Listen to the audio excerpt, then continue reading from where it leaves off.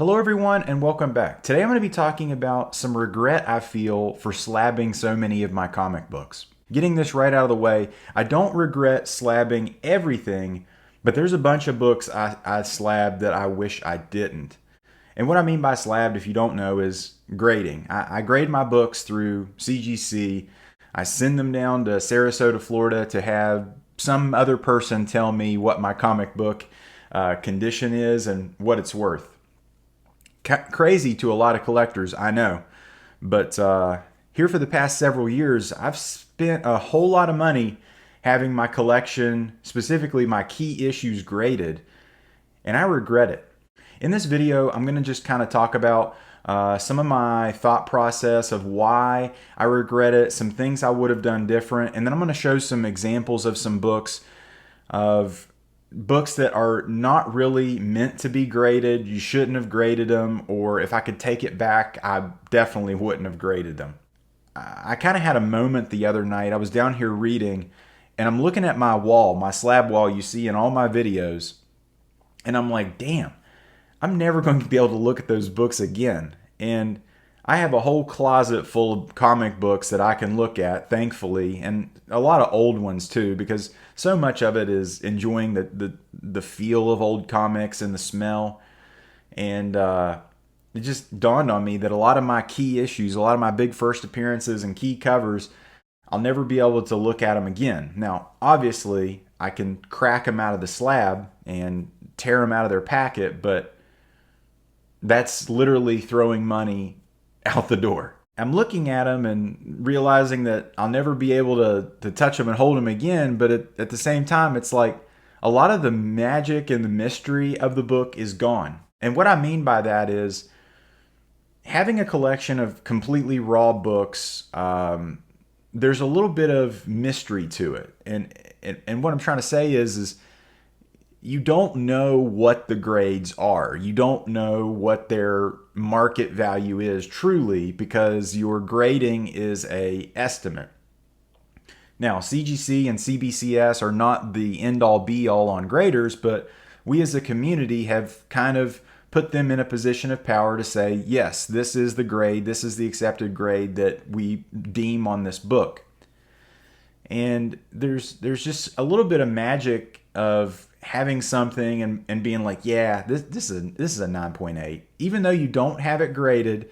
You know, it's that clean copy of that book in your collection, and it's like, yeah, it's a 9.8, but you send it in and it's a 9.4. A little bit of that magic and mystery fades away. That kind of gets me into one of my first examples is the CGC 9.6. So my example I'm showing for this is my Young Avengers #1, first appearance of Kate Bishop, Iron Lad, Asgardian, and Hulkling, basically Patriot. All first appearance of all the Young Avengers.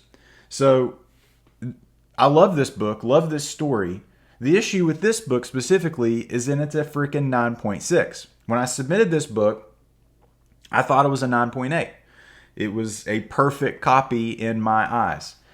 And now it's a 9.6 in my collection. Not only is this book worth half of what a 9.8 is, it's a 9.6. We've kind of deemed that a 9.8 is a perfect copy, and now I have a less than perfect copy. Looking back on it, I wish I wouldn't have submitted this book. You know, just the thought, the idea that, yeah, I had a 9.8 raw copy, that should have been enough, but I didn't.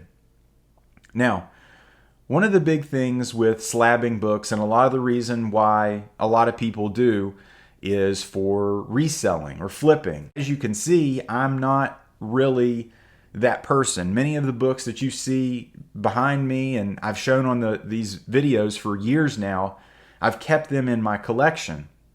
Now, obviously, there's been some books I've sold, some CGC slabs that I've flipped or sold, but for the vast majority, 85, 90% of the books I've submitted, I still have them. For somebody like me who keeps books in their collection, you might not want to be submitting so many books. And here's why.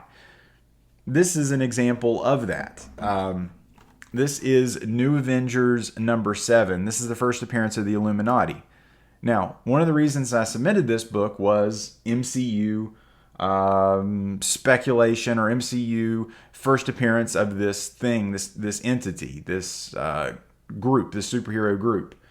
And I thought it would be cool, and I thought that this was a 9.8 to have a copy of the first appearance of the Illuminati in a 9.8. Well, it came back a 9.6, so now I am kind of stuck with a less than perfect copy of a book that has lost a lot of its heat. So after that movie, Doctor Strange, Multiverse of Madness, or whatever it was called, came and went, this book plummeted in value. I still had to pay for the grading fee, and I got this book for next to nothing, which is thankful. But you know, this book has lost all of its value. So if you were playing the game right and doing the CGC game right, you would have sold that at its peak, at its height. But now I'm left with a book that I still think is cool, because I still think the Illuminati is a cool thing, especially after reading the Fantastic Four Hickman run. It's just, now I've got this book that it's a 9.6, and it's just kind of disappointing to see that. So a lot of you guys know I've been submitting books to CGC for several years, and I was submitting books when CGC was at its peak as far as them receiving submissions. So what happened was a lot of the tiers got backlogged, and you ended up having to pay fast tracking it, or paying for a higher tier to try to get books through quicker. Several of the books I submitted, I sent through walkthrough tier, which, if you don't know, is one of the most expensive ways of submitting it. A lot of the time, you want to be submitting in something like that if you are submitting like a high value book.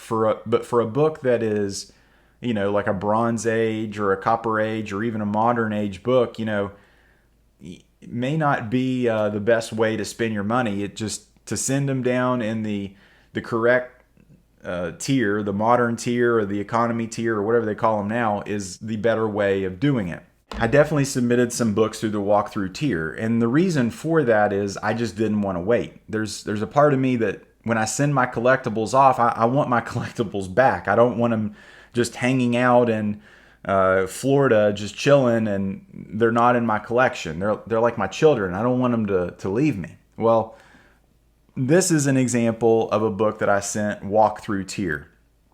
This is Peacemaker number 1. This is the first solo series of Peacemaker. Jeez, I call him Peace Walker. Peacemaker. A great character, a character I love because of the movies, because of the show, and a book that I really like in my collection. Well, you know, this is a situation where I spent extra money to have this book graded, and then I spent a good bit of money to buy this book, and now it's like, okay, I have it in my collection and I love it, but it's like, damn, looking back on it, I'm like, man, I regret doing that. I regret sending that through that tier. Now, I don't regret grading the book. I love having this book graded, and I think 4.0 Off-White Pages is a pretty decent grade, but to send this book through a higher tier just to get it back quicker, that was freaking stupid. I shouldn't have done that. Now, when I first started submitting books to have graded, I was not cleaning and pressing. And I talked about this on a video I think I made over a year ago. Come here for a minute. Let me show you something. You see that? That's a press. You're doing it all wrong. That there, that's a t-shirt press. Amazon special, I'm sure. Oh, you turned it on? Too hot. Make sure you set that temperature low. What you need is water, H2O, humidity. Boom. That is what makes the difference. That's electricity. Boom. It's what you're gonna need to get your books pressed right. The key to any pressing job is to get completely within the press. Rookies don't know about it. Rookies don't do it. You see this paper you're using? That's the wrong paper. It's always been the wrong paper. Don't you know that? You see this paper? What are you doing with that? That's for the kitchen. It ain't the type of paper for books. I know all about this shit. I've been doing this since the beginning. Before all you little kids came around with your Spider-Man, Tobey Maguire, I was pressing books before it was even cool. I'm what you would call an OP, an old presser. Some of my biggest mistakes in my comic book collecting, well, those mistakes are still real. And this is a great example of New Gods #1. This is a book that I found in my dad's collection, so I have nothing invested in this book other than the grading fee that I had to pay for it. So it's not like a money loss situation, but it's a what if. It's a situation of, I see the back of this book. This book can be cleaned. It could have been pressed. So many of the issues, it's like to crack it out and then send it back for regrading. You're losing any increased value of this book is lost after doing that. Obviously, it would be nice to have the book in a better condition, a better looking book, but it's just like, this is a book that's kind of in purgatory for me, where it's a book that I really shouldn't have sent because, one, it's not a high enough value book to even justify grading. It is multiple first appearances and a key issue, but not of as great as significance to submit this for grading, and especially not in the condition it's in. So I kind of regret submitting this, but I was wrapped up in the mystique of having books graded and the excitement of them coming back. So this was a mistake. Another thing, that when you are submitting a key issue, and especially if you're collecting from a run, it just kind of sucks to break the run up. So an example of this is my Tomb of Dracula #1, first appearance of Dracula, in a 4.5 off-white to white pages. So I actually bought this book already graded, but this is a good example of a book that, I have so much of the Tomb of Dracula run raw. It's just kind of like a shame that this one and then the first Blade are both encapsulated. And from the collector in me and the run builder in me, it's like, you're paging through your run, you've got your run in your short box, and it's like, damn, like the two big books are not in there, and it kind of sucks to not see them in there with the run. They're just kind of slabbed and not there. This is an example of another example of a book that I bought already graded. This is Batman 232, first Ra's al Ghul, 4.5 off-white to white pages. This is an example of a book that, it doesn't bother me to have this book graded, because I bought it already slabbed. So I have no investment of the grading and the shipping and the grading fees and all that. It's nice to have this book graded because I know what it is. I know it's authentic. I know it's a universal label. It's not restored. This is an example of a book that I'm okay that it's graded, and I was happy to have bought it already graded. Now, as far as why you grade a lot of books, one of the big things is preservation of the book and the protection of that. If you guys have followed the channel, you know that I had an ASM 300 in a CGC 9.6 newsstand that had shaken comic syndrome, where the book was like inside the sleeve and was damaged inside the encapsulation.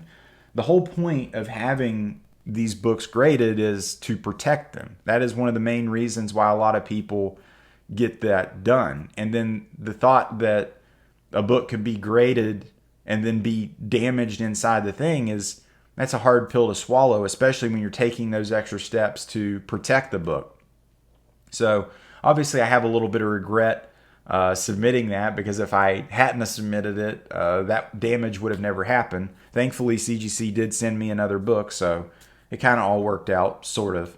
But as of right now, I have a short box full of keys that I could justify grading, but I've let my CGC submission expire, and I don't really have any intention of renewing it. I don't really want to grade any more of my books. I don't have any problem buying more graded books, but as far as submitting more books down there, I just don't have the desire to do it anymore.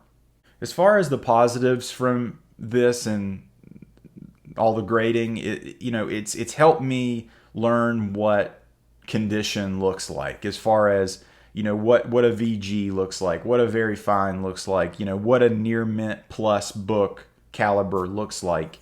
And it's helped me going to conventions and buying raw books and seeing books online, as far as kind of putting a grade, putting a condition on a book. It has helped me because I've just submitted so many books at this point. The books are beautiful on the wall, and I do truly love looking at them as pieces of art. It's just kind of a bummer that, I can't look at the books, and hold the books anymore. So that really is kind of a bummer. Final point, the positive is, if I ever do want to sell them or need to sell them, or whatever the case may be, they are easier to sell now in a lot of ways, because there is no argument over what the condition is, the grade is. They are what they are. Long term, if I did ever want to sell them, it would be easier, but I don't have any intention of selling these anytime soon. Guys, do you regret submitting books to be graded? Let me know. If at any point in time you like this video, give the thumbs up. And if you like this video, subscribe for more. Take care.